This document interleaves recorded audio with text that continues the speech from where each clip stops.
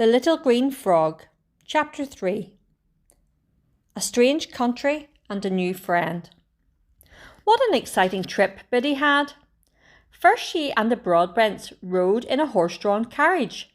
Then she noticed that as they got closer to the big cities on the coast of China, there were more and more people who were not Chinese. Ever since she had come to China several years ago, she and her parents had been the only English people she had known, and everyone had stared at them. No one even noticed her. When they reached Hong Kong, they boarded a large boat. On the ship she found other children to play with on the long trip. Each time they came to a new port, they all ran to see the docks and the people who had come to meet the boat. They passed Singapore, Penang, Colombo, and Aden. Then they travelled up the Red Sea on through the Suez Canal to Marseille and Gibraltar and the Bay of Biscay. Biddy had never heard of those places, but she tried to find them on the map as they went along. At last they came to the English Channel. They had been travelling for 2 months, and many of the people were tired and wanted to get off the boat. They began to shout and cheer when they saw England come into sight. Everyone hurried to finish packing and get ready for the customs officers, and at last the boat docked in England. Biddy looked at the people who had come to meet their friends and relatives. She wished that her mummy and daddy were there to meet her, but they were far away in China. So she took Mrs. Broadbent's hand and held tightly as they got off the boat to meet Aunt Hannah. Aunt Hannah was very tall and looked as if she never smiled. Mrs. Broadbent introduced Biddy to her aunt. Aunt Hannah said, "She looks like she's been sick." "Well, I think she was sick in China, but she has gained weight since she left." "Aren't you glad to be off the boat?" she asked Biddy. "No," Biddy answered. "I had a good time." "Just let her run wild for a while, Hannah," said Mrs. Broadbent. "I'm sure she'll be fine." "Thank you, Sylvia, but I don't really want your advice. I think I know how to bring up a girl." Biddy was feeling quite sure that Aunt Hannah didn't know how to bring up a little girl. Mrs. Broadbent stooped to kiss Biddy goodbye and said that she would have to hurry to catch a train. Biddy almost asked to go with her because she didn't think she was going to like her Aunt Hannah very much. But she remembered that she had told her mother she was big enough to go to England by herself. Now she would have to show Aunt Hannah that she was a big girl. So she waved goodbye to Mrs. Broadbent, and she and her husband went off in a taxi to the train. She could feel the tears in her eyes, and then they began to trickle down her cheeks. Aunt Hannah placed a hand on Biddy's shoulder. "Now don't cry," she said. "If you're a good girl, I'm sure we will get along just fine. Let's go home now." They rode in a taxi to Aunt Hannah's house, and by the time they got home, Biddy was all tired out. She could hardly climb the long staircase which led to the front door. Aunt Hannah said, "I think you should go right to bed. You're awfully tired and you have a little cold. I'll bring you tea in your room." When Biddy had had her tea, Aunt Hannah came to rub some medicine on her chest to help get rid of her cold. "Mummy used to do this too," she told Aunt Hannah, but it didn't quite feel the same, she thought to herself. When she had finished the rubbing, Aunt Hannah said, "Now you must try to go to sleep." "But you haven't finished, Aunt Hannah," said Biddy. "Oh? And what haven't I done, Bridget?" "Mummy never puts me to bed without kissing me, and I like to be called Biddy, not Bridget." Aunt Hannah kissed Biddy once on the cheek and left the room. Biddy felt sad. "I don't think she loves me very much," she thought. Once more she felt the tears coming to her eyes, but she didn't cry, and soon she fell asleep. Next morning she went downstairs to eat breakfast with Aunt Hannah. "Are you going visiting this morning, Aunt Hannah?" "Visiting? Why, no. I hardly ever go visiting, and never in the morning." "Oh, well, do you work in a clinic or a hospital or something in the mornings?" "No. Remember, now you're in England now. I'm not a missionary like your parents. When people get sick, they pay for a doctor to come to their house, or they go to his office, or they go to a hospital." "But you tell people about Jesus. don't you?" Biddy asked. "Bridget, you ask too many questions. Little girls should be seen and not heard. It's very impolite to ask people such personal questions." Biddy began to smile. Mummy said that was what they used to tell her. She didn't think anybody said it nowadays. "I don't care what your mother said. That is what I believe," Aunt Hannah said sternly.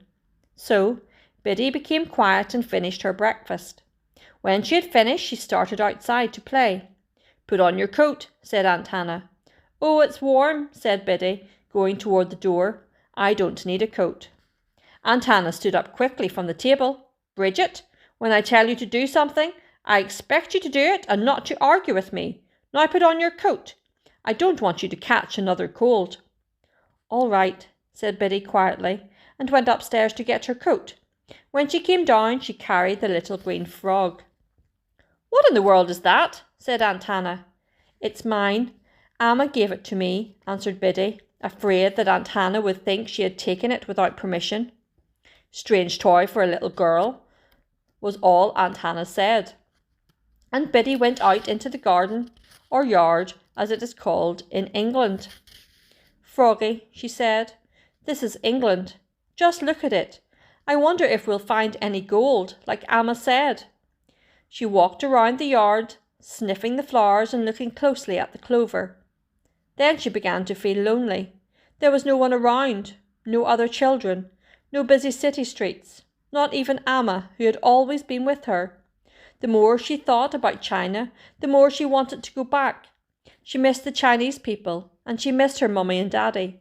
She sat down beside a bush with Froggy in her lap and started to cry. But then she was afraid that Aunt Hannah might come out and find her crying and wouldn't like it, so she tried to stop. "Froggy," she said, "England is a nice place. We can come outside all alone. And look at this garden. It's beautiful. This is much better than China, isn't it?" She made Froggy nod yes. She got up, and then she saw some big white flowers that she hadn't seen before. She started to smell one of them, but there was a bee inside the flower. Biddy jumped back, and the bee buzzed around her head for a minute, then flew away. "I'd like to pick some," thought Biddy, "but I can't because they aren't mine. Oh well, I can smell them now that the bee's gone." She walked along, smelling of each different flower, getting yellow pollen all over her nose and cheeks. She walked all around the garden, through the gate, and down the road, sniffing the flowers. Finally she came to the village church. Behind the church was a cemetery with lots of small trees and many flowers. She had never seen a cemetery like this in China, and she didn't know what it was. "What a funny garden," she said. "I think I'll go in." She tried to push the gate open, but it was too big and heavy. Just then an old man came along with a shovel in his hand, and he opened the gate. Biddy said, "Good morning," and followed him inside. "Does this funny garden belong to you?" she asked. The old man looked surprised, then took off his hat and scratched his head.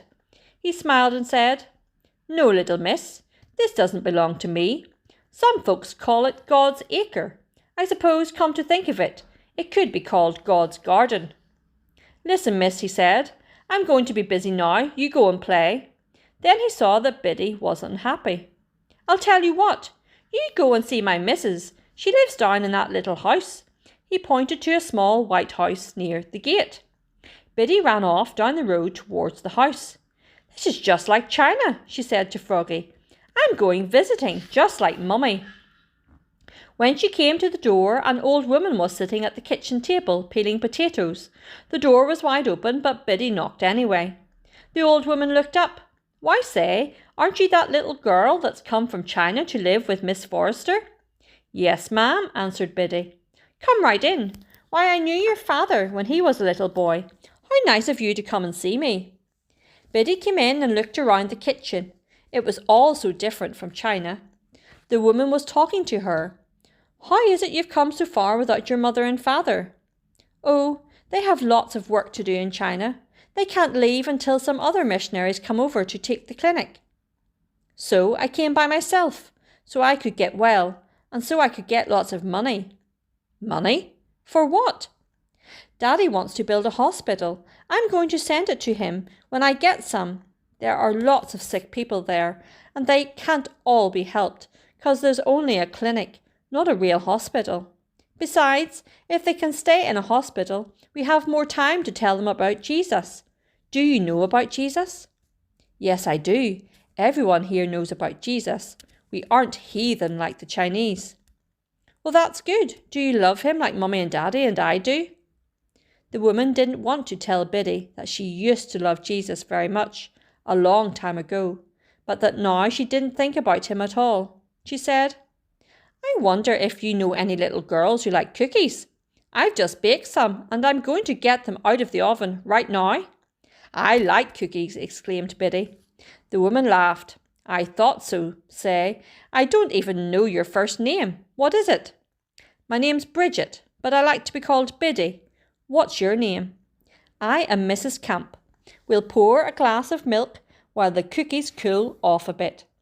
So, Biddy ate all the cookies she wanted as she sat at Mrs. Camp's strange English kitchen and talked with her new friend.